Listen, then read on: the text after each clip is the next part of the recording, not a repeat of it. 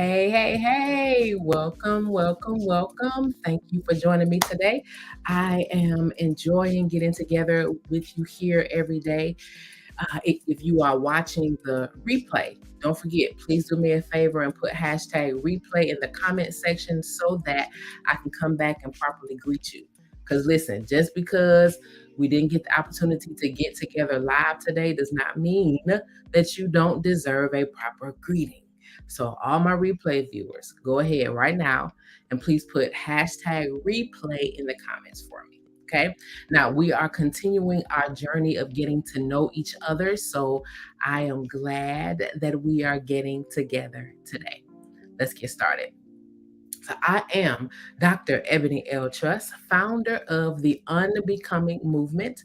And today is a good day to have a good day. As the founder of the Unbecoming Movement, what I get to do is equip leaders to rediscover what they were born to say and do so that they show up in the world purposefully, powerfully, and productively. And just like yesterday, I again want to highlight just one part of that, the part where I say what they were born to say. All right. Now, just for clarity's sake, let's define who I'm talking about when I say they. Quick sidebar though, first. I know that conventional business wisdom says I'm supposed to niche down, right? Conventional business wisdom says I'm supposed to be clear on who my target audience is. Well, here's the thing, what I get to say doesn't target people, it transforms them. I think about other individuals with transformative messages, like Dr. Martin Luther King, like Winston Churchill, even Jesus. And in their most famous talks, their most famous speeches, words that transform the lives and opinions of their listeners. They weren't targeting an audience in the sense that we know it. They were speaking to the ills of society and inviting their listeners to peg themselves. When you listen to them, when their audience listened to them, it was as if the undercurrent of their message was, if I'm talking to you, I'm talking to you. If I'm not, then I'm not. Dr. King invited all his listeners to see each other as equals. Winston Churchill invited all his listeners to have courage in the face of adversity. And Jesus invites all his listeners to have a correct perspective of God. None of them targeted people. They each knew their level of influence with people and in the world, and they each made the decision to say what they were born to say to their spheres of influence. Their messages were for everyone who had an ear to hear. Listen, it's the everyone for me, baby. It's the spheres of influence for me.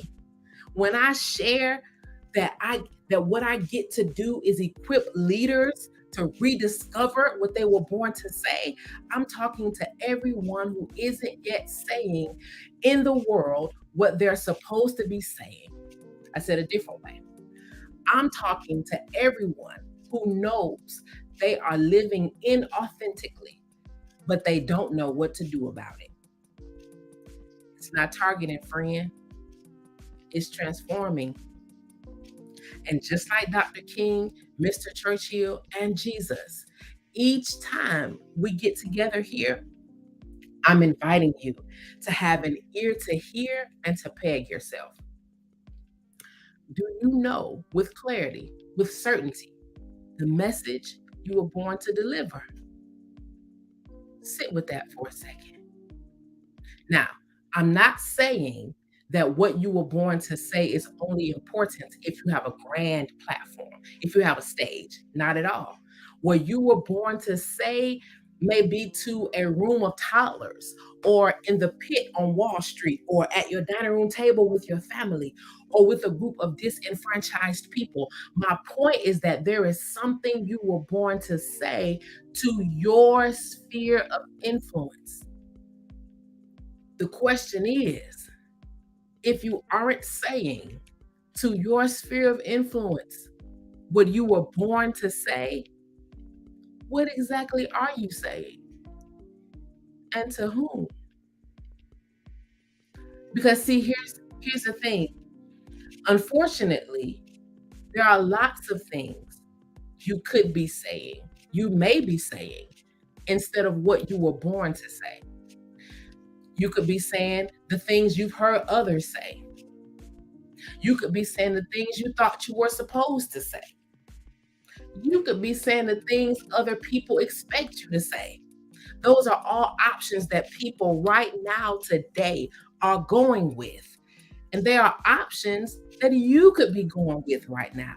And the only reason you're going with those other options is because you don't know what you were born to say. You don't know your sphere of influence. Now, here's a problem with that. Going with one of those alternative options means that those in your sphere of influence don't get access to the transformation you were born to facilitate. So, what that means is that not only are those in your sphere of influence missing out on transformation, but you are missing out on the opportunity to be transformative. Oh, wait, you did know that you're supposed to transform the lives of those in your sphere of influence, right? I mean, yeah, don't worry about it. We'll talk about that some more tomorrow. Right now, I need to digress. So, think about it. If you don't sound like you, who do you sound like? If you aren't saying what you were born to say, what are you saying? And if you aren't leading in your sphere of influence, who's doing it in your place? I mentioned yesterday that when we talk about unbecoming, we're having a life conversation. And I also said that any places in your life where you are trying to become something or someone else, it's in those same places that you're living a lie. And if you're saying something other than what you were born to say, my friend, you are living the lie of becoming. And all of this is all part of unbecoming. So I'd like the honor of equipping you to rediscover what you were born to say. So if I had to sum up today's unbecoming conversation with one sentence, I would ask you a question. Friend, who do you sound like?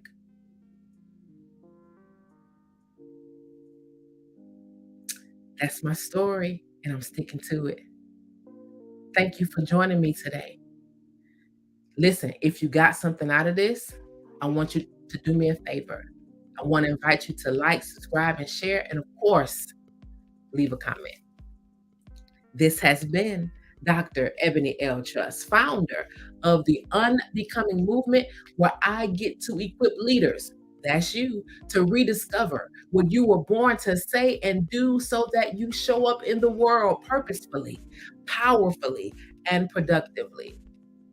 My question to you is this: who you be? And if you don't know or you aren't sure because you've always lived your life becoming, we need to talk. And soon. I'll see you next time.